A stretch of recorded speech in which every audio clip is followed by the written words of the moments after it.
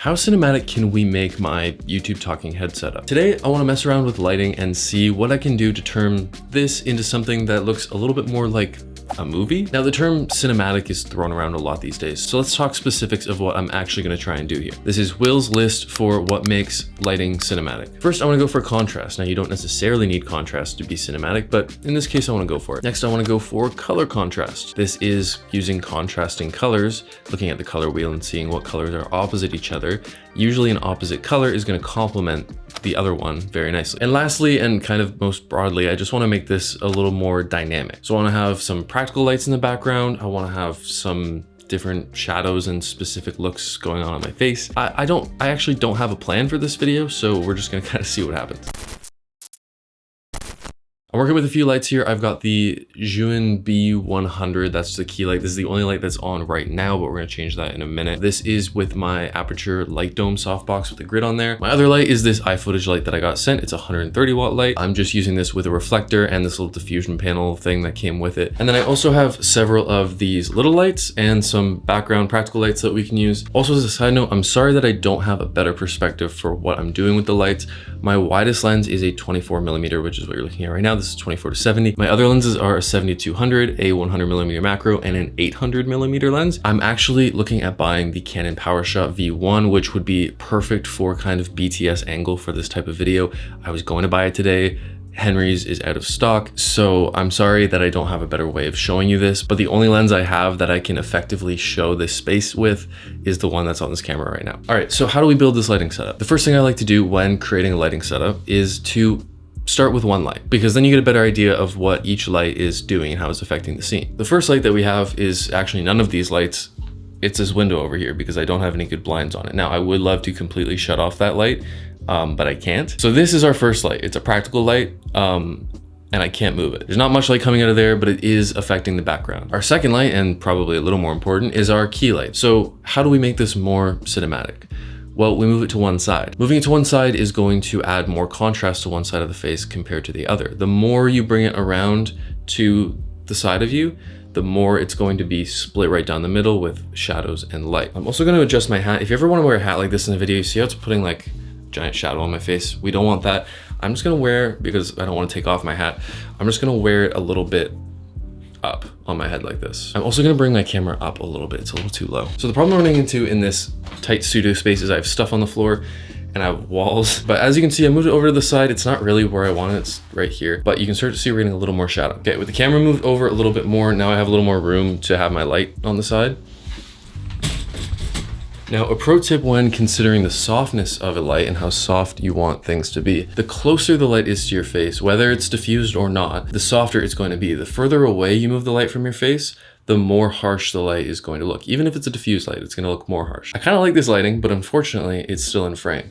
One thing I'm gonna do to give us a little more options to allow us to bring the light closer to us is I'm gonna bring in my focal length a little bit. Let's go to 35. Now, you could argue this also makes the video feel a little more cinematic because it's creating a little more depth between me and the background. All right, so now we're getting something that's typically called Rembrandt lighting, signified by this little upside down triangle of light that you get on the darker side of the face. So now I have my key light in a pretty good place. This is already feeling a little bit cinematic, I think. Now we need to add a fill light in because these shadows are pretty dark. I like that there's shadows here, but it is a little on the darker side. So what do? We add a fill light. Now the fill light is the light usually opposite to the key light that fills in the shadows created by the key light. That being said, I might be able to use not a light here at all, but a reflector. And this is actually a great tip if you're building your lighting kit and you are looking at the price of lights and you don't want to spend an insane amount of money on a bunch of lights.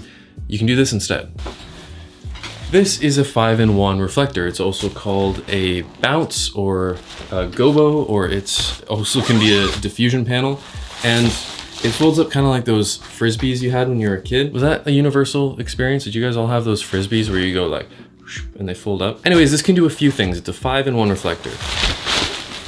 So it unfolds into this giant thing, and it has 5 functions. It has this gold hard reflector, as you can see. It's got this soft white reflector, which is personally my favorite. Then we can unzip it to reveal, on this side we have a silver reflector, and then on the other side we have black, which would be used to try and absorb more light. And then the piece in the middle itself, without any of this material on here, is just a diffusion panel. So this is really nice if you have a harsh light that you want to diffuse. You can throw this up in between. So I'm going to use the white side of this, and you can even see if I just hold it up here, the light is bouncing off, and now look how much that filled in the shadows on the side of my face. I don't know why I thought this was a good YouTube video idea. I'm making such a mess. This is less of a YouTube tutorial and more of just my inner monologue when I'm setting up lights. And now we're getting a bit of fill on this side of the face. So now we've got this. Where do we go from here? My face is pretty nicely lit. The point of an edge light is to hit the back of your subject and create a little bit of a haloing light effect around the edges of the person. And this ends up creating a little bit of separation. Especially if I was wearing a dark shirt, I would blend into the background a lot with just this lighting setup. But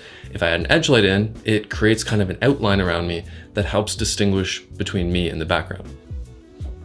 Edge light position is always something that's a little tricky because you want it behind you, but you don't want it in the frame. So especially when I have my desk and stuff in here, finding a position for this is really tricky. By the way, when you see me looking down, it's my monitor right here. Sorry that I'm not making eye contact the whole time. But the edge light is not edge lighting. It's almost acting like another key light. So we got to move it. The problem I'm running into is that the light is too widespread. It's lighting up, as you can see, the background over here, and we really want to control our lighting. We only want the lighting to hit the places that it's intended to hit. This is what's known as a snoot, which is a term that I love. You are just funneling the light into a cone shape. And the idea here is that we turn our light from a floodlight into more of a pinpoint. It's not like tiny, but okay, I actually moved the edge light over here. You can kind of see the light stand in the corner there. I can't get rid of that, unfortunately. And even ideally, I'd like to have it a little bit more behind me, kind of like this angle. So it was creating a little more of a halo around the side of my head, but we are getting some of the edge light effect that I was going for. We're specifically hitting my shoulder here and this kind of side of my face. I want to bring it around just a little bit more because I don't like how it's spilling onto my face here. We've got our 3-point lighting setup, and this is pretty standard. We've got our key, our fill, and our edge light. And we've got them positioned in ways that are creating a lot of contrast on my face. The fun part about an edge light is this is where you can start to get a little creative with the color temperature of your light. Right now, I'm shooting my face at 5600 Kelvin, and that's what my camera's set to. So my skin tone's look a natural color. Now, you don't want to mix color temperatures when the light is hitting your face because you're gonna create a really unnatural look. But when it comes to the background, this is where we have a little more creative freedom. Now, for now, I'm gonna leave this on white, but we could warm this up a little bit and I'll show you what that looks like. So now our edge light is a warmer color tone and you can see it right here. And honestly, this is kind of a cool look. I do like to add a warmer edge light sometimes, but for this today, I'm just gonna keep it neutral and we're gonna play around with the colors with the little LED panels. All right, we're getting pretty close to a final lighting setup, but there's some finishing touches that I wanna throw in here. First, let's talk about practical lights. A practical light is a light that you can see within your shot. Now, this can sometimes be used to motivate your additional lighting. So for example, I can turn on this lamp in the background. This light stand in the shot is killing me. Does anyone wanna print? I got these done, and I don't know what to do with them. Okay, I've successfully hidden the light stand that was bothering me.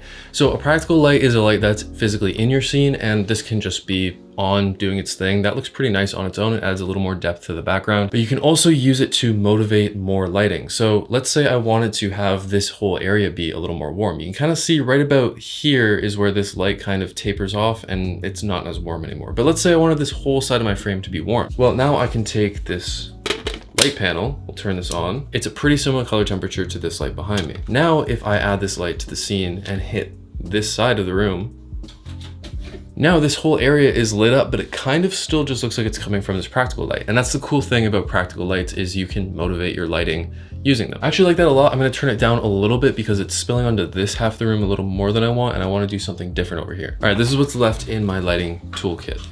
I have these 3 LED panels. I don't know if we're gonna use all of them, but let's see what we can do. Now, I wanna light up this side of the room as well. Now, we're gonna go with a color. And remember what I said, we're gonna try some color contrast?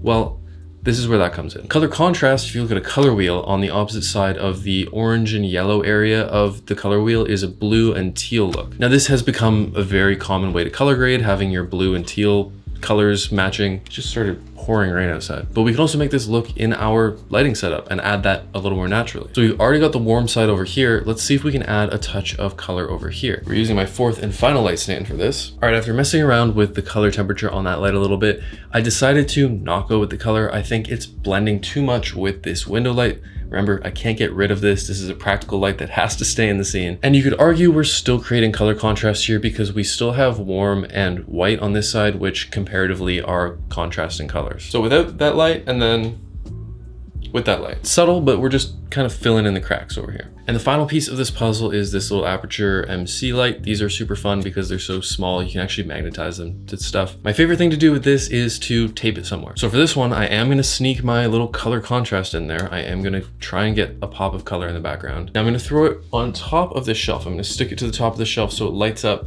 my vintage lenses over there. And to do this, we're gonna use some gaff tape. So we're just gonna roll up this piece of tape, stick this on the back, and now I'm gonna stick this to the top of my shelf. But before I do that, what we're gonna notice is because this is sticking up there, we're actually gonna be seeing this light a little bit. And I don't wanna see the light directly if I can avoid it. I just wanna see the light that it casts. So to fix that, we're gonna take some more gaff tape. We're gonna make a sort of hood around this light. So I'm just gonna tape on the side, and that gives us this, which looks a little bit goofy, but now we have our light source with this kind of shield around it. We don't see the light itself, we just see the light that it casts. So let's stick this up there and see if we can get a good position for it. And there we go. It's not perfect. We're still getting that tiny little hot spot right there. But honestly, it's not that bad, and it's a lot better than it was without the tape. And that is all our lights set up. Now, to put a finishing touch on this, I have something extra special. Nothing says cinematic like some haze. This is the PMI Smoke Ninja, and it's basically a handheld fog machine. It's kind of a glorified vape, if I'm being honest. I'm gonna try and do this without setting off my smoke alarm. Now, the cool thing about haze is that, yes, it looks cool. It looks like smoky if I just put some thick into the air here. Like, this is cool on its own.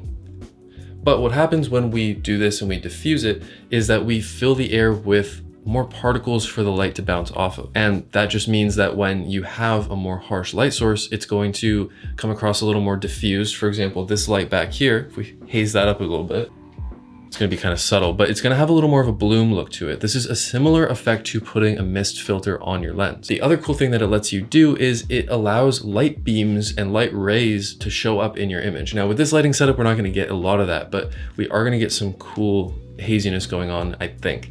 I don't know, I have this, so I thought we might as well try it. Please don't set off my smoke alarm. That might have been a little too much. It looks like I just hotboxed my room. I give it about a solid 60 seconds before my fire alarm goes off. So here's the lighting setup. It's a little bit hazy now, maybe a little too hazy, my bad. But I think this looks pretty cool. Now, is this practical to do in every YouTube video for all the time? Not really, but it is kind of cool. And I wanted to show you how you can take something that looks kind of standard plain lighting setup and turn it into something more dynamic or cinematic. Thank you guys for watching. I'm gonna link the lighting stuff that I'm using here in the description if you want to check out any of the specific stuff I'm using. But that's all I have for you in this one. Thank you for watching. Sorry this was a bit chaotic, and I'll catch you in the next one. Now I gotta go unplug my smoke alarm.